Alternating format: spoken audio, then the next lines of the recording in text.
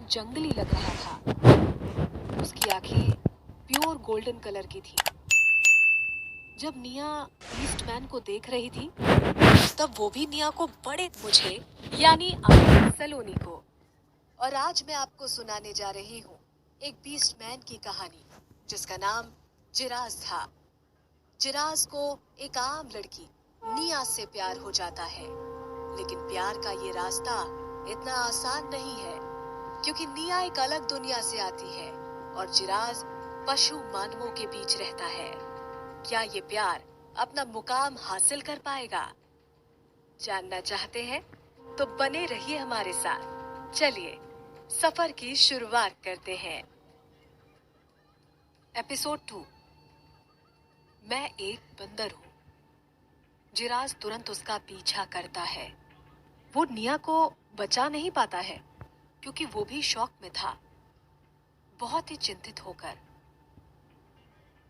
लड़की के सामने डरते हुए वो पूछता है, तुम ठीक हो? निया के बाएं पैर में मूंछ आ गई थी। उसे बहुत दर्द हो रहा था, लेकिन उसका ध्यान उस पर नहीं था। वो घबराते हुए उस आदमी को देख रही थी। वो इंसान करीब 18-19 साल का लग रहा था। उसका स्किन टोन ब्राउन कलर का था। उसके गाल पर बने पंजों के निशान जैसे टैटूज की वजह से वो जंगली लग रहा था। उसकी आंखें प्योर गोल्डन कलर की थी। जब निया बीस्टमैन को देख रही थी तब वो भी निया को बड़े ध्यान से देख रहा था। निया के बारे में बेस्ट चीज थी उसकी फेयर स्किन। वो पहली नजर में इतनी सुंदर नहीं दिखी, लेकिन जब उसने निया को जितना ज्यादा देखा वो उसे उतनी सुंदर दिखाई दी। उसकी बड़ी और झुकी हुई आंखें उसे और मासूम बना रही थी। जिराज को वो लड़की इतनी सुंदर लगी कि वो सांस लेना भी भूल गया।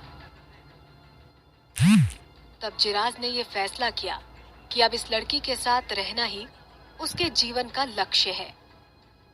निया उसे देखकर थोड़ा घबरा रही थी। वो उसे प्यार से देख रहा था।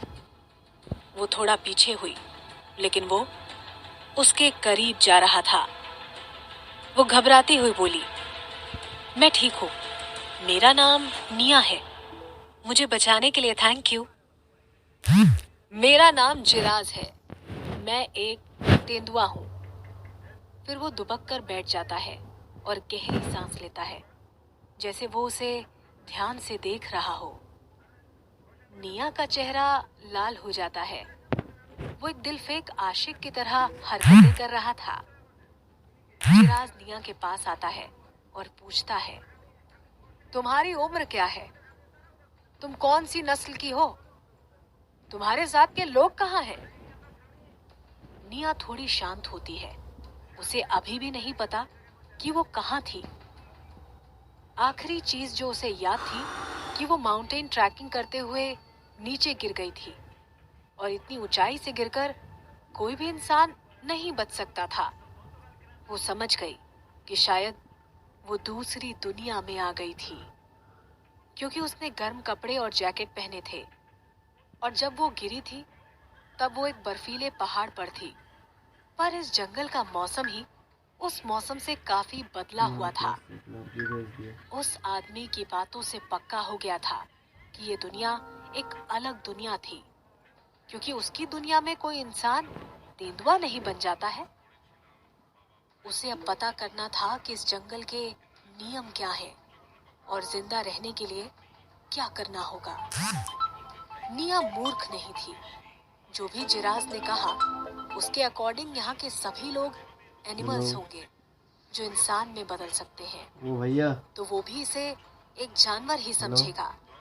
सब कुछ समझने के बाद हम लोग निया ने शांत रहने का बालाजी सोचा कंपनी में रहता और था। फिर बोली, सोचो। नहीं जीना क्या? जिराज ने उस लड़की की सुंदरता को हम लोग देखा को नहीं जीना। और फिर बोला, लोमड़ी। निया जिराज को देखने लगी और कुछ नहीं बोली। मोर। जिराज को कुछ और जवाब नहीं मिल रहे थे तो वो तुक्का मारने लगा। निया की आंखें चमकी और वो जोर से बोली, बंदर। मैं एक बंदर हूँ, निया ने सोचा, इंसान बंदर से ही बने हाल हैं, साल कैसा है? तो खुद को बंदर बताना ही शायद बचने का सही रास्ता था। कॉल जिराज नहीं अपनी करता है। आंखें घुमाता हुआ बोला, तुम एक आप कॉल नहीं बंदर हो? करता जी? जिराज ने कुछ देर सोचा और फिर पूछा, तुम अकेले जंगल में क्यों आई हो? जंगल तुम वो जैसी नंबर लड़कियों मेरा के लिए बहुत ही खतरनाक है। रिचार्ज नहीं है वो में। निया ने तो बोलने दूसरा से सिम पहले बना। आंखें फेर ली, फिर अभी बोली, घर पे है। मैं अपने लोगों से दूर जाए- टहलने निकली थी, हाँ, बेंगलुरु तो जाएगा अकेले यहाँ 12 पहुँच तारीख गई। फिर मेरे पीछे अगला महीना। भेड़िए लग गए। हाँ, अगला महीना। वैसे ये कौन सी जगह है? जिराज यही अपने मैंने तो 12 सफेद तारीख दांत काले हैं दिखाते ना। हुए मुस्कुराता है। निया डरते हुए पूछती है, क्या हूँ? बालाजी कंपनी में जाएगा। तब जिराज ने बड़े फक्र से कहा, मैंने तुम्हें ढूंढा है, इसलिए अब तुम कमाल। मेरी हो। कितने के ले जाएगा?